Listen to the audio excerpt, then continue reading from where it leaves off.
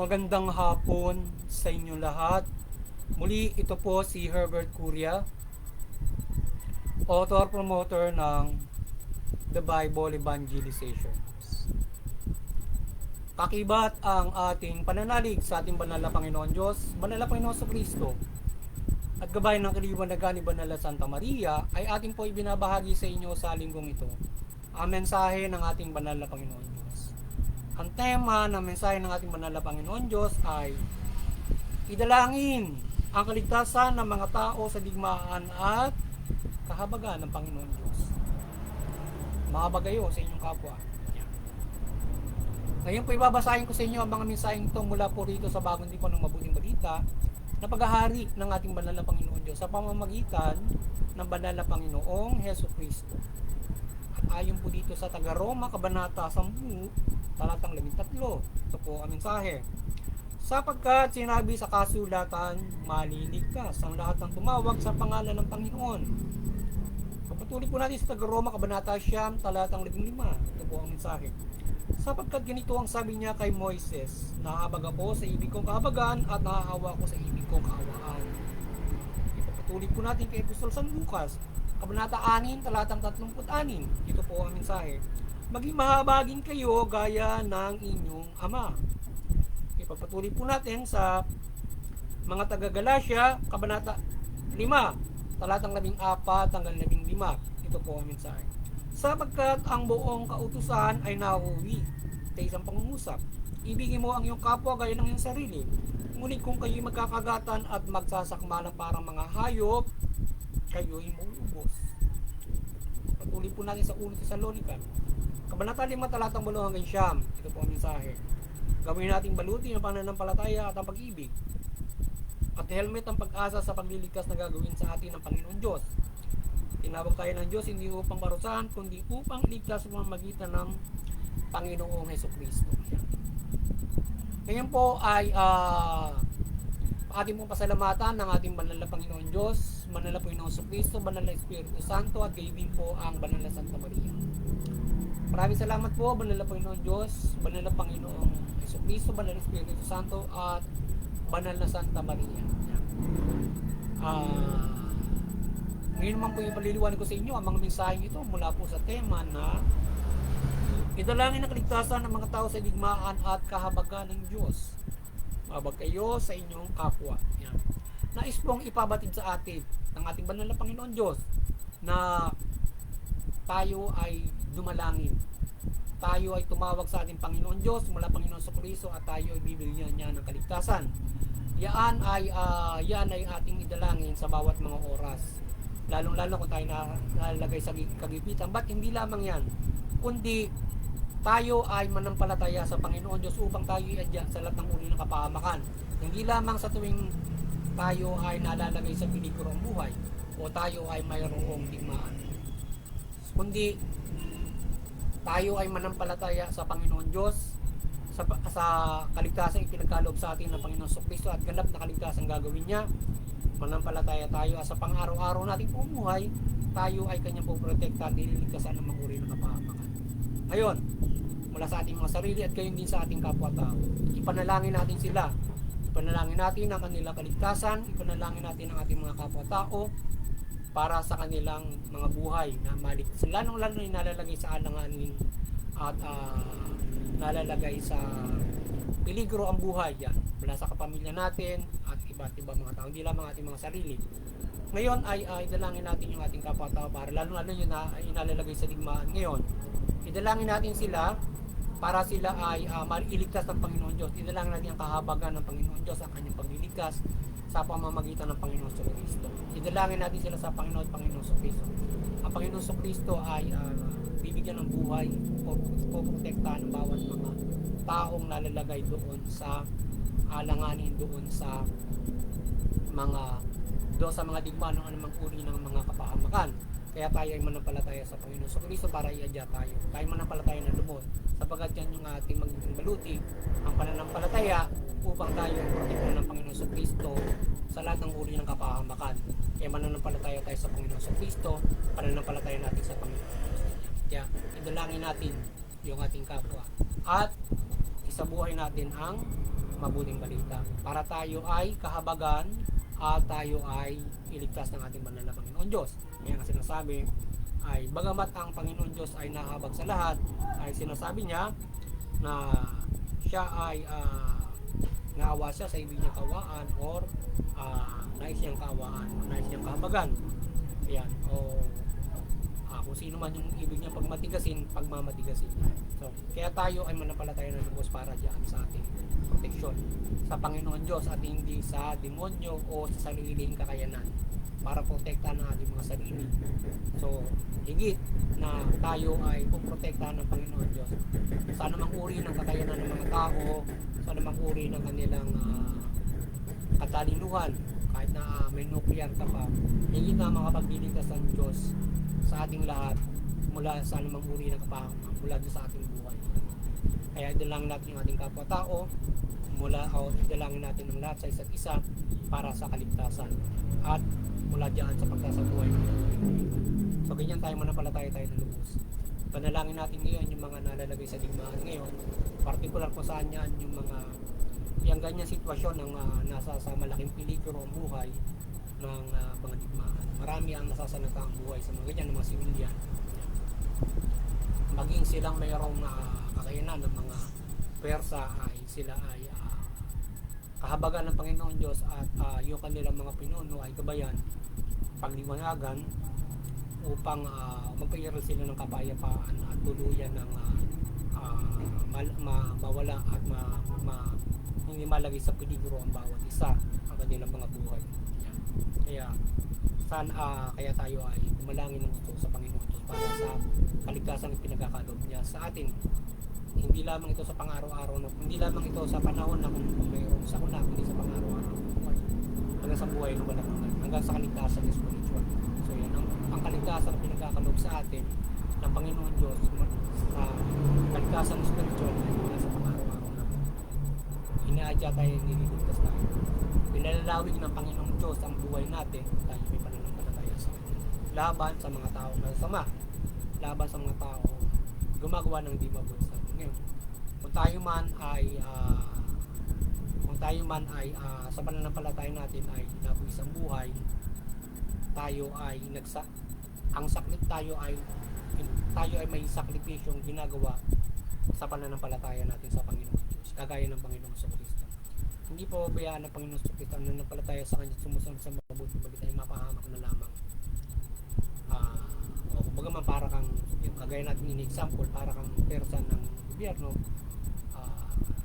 sa pamamagitan ng pagtatanggol mo sa lipunan na mayroong nagbubuwis ng buhay.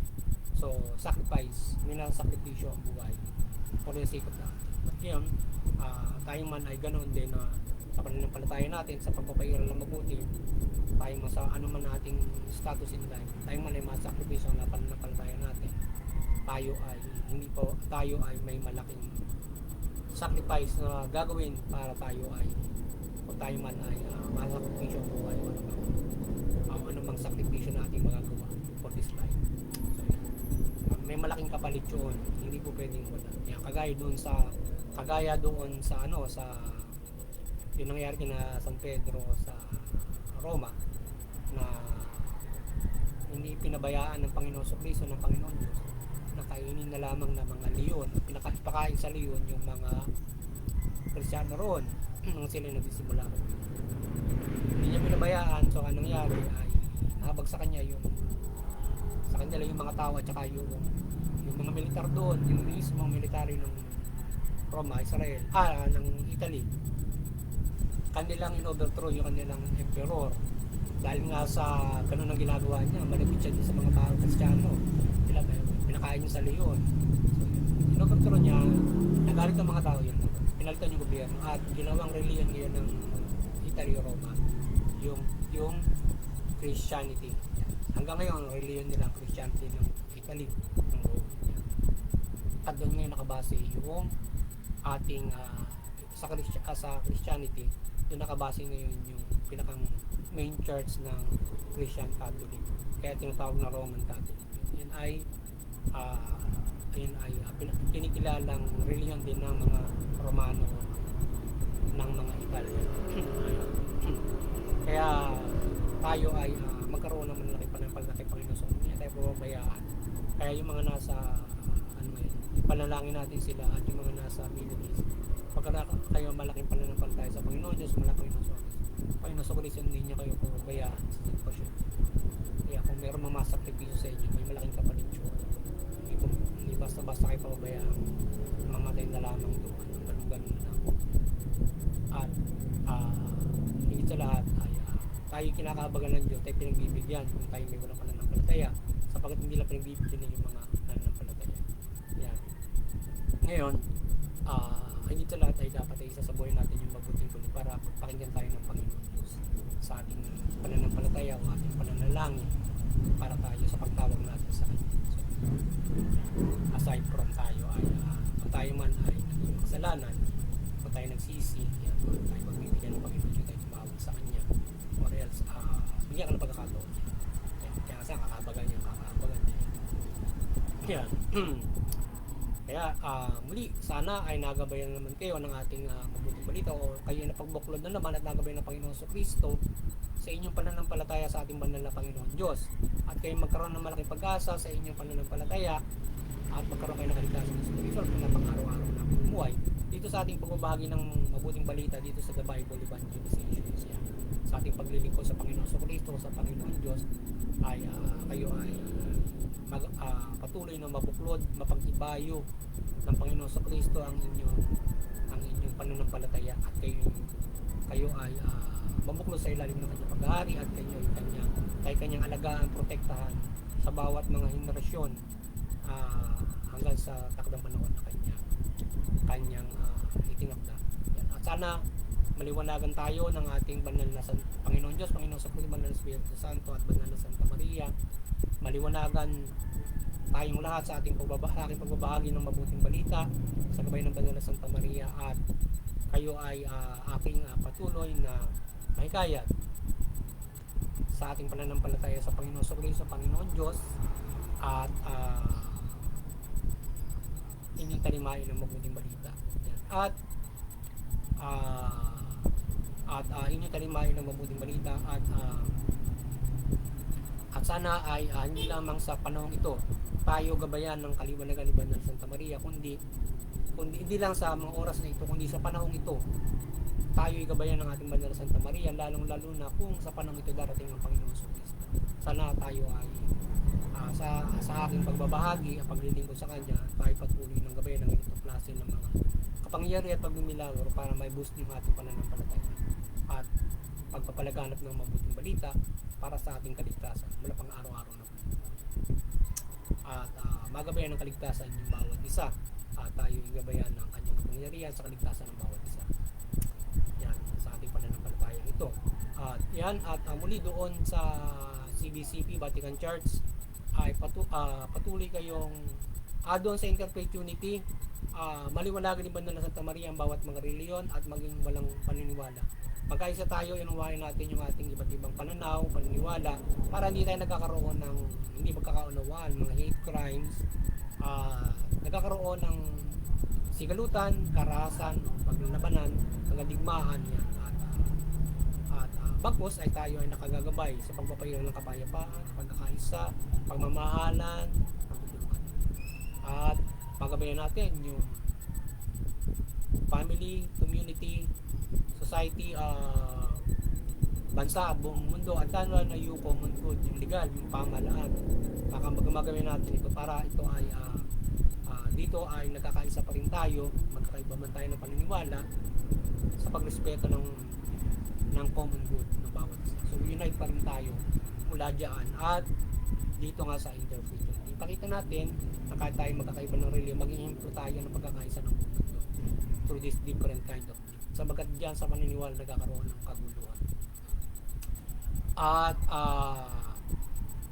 doon sa Vatican and CBCP, patuloy kayong maliwanagan ni Banal na Santa Maria.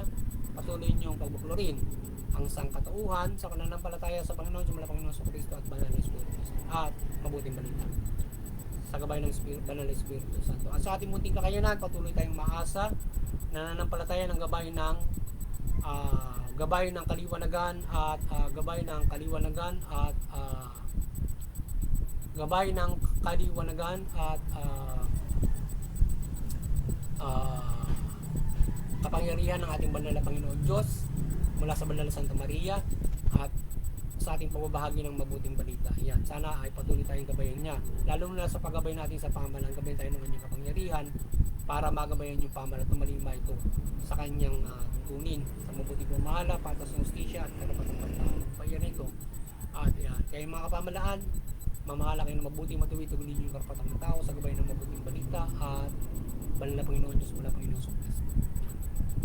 Sabi, makikinabang yung mga mayan na mamumay sila ng mapayapa, maunlad, ayon sa karapatan. Higit sa lahat, makakapanampalataya sila ng po sa ating banal na Panginoon Diyos mula Panginoon sa Kristo at magkaroon sila ng kaligtasan ng spiritual sa inyong tulong at mabuting pamamahala sa ating banal na Panginoon Diyos o paglilingkod nyo sa Panginoon Diyos at ang pagpapatuloy ng mabuting pamamahala at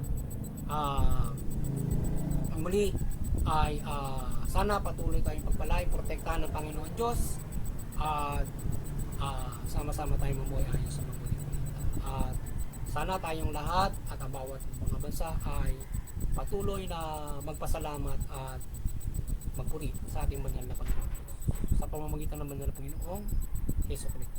Magandang hapon sa inyo lahat at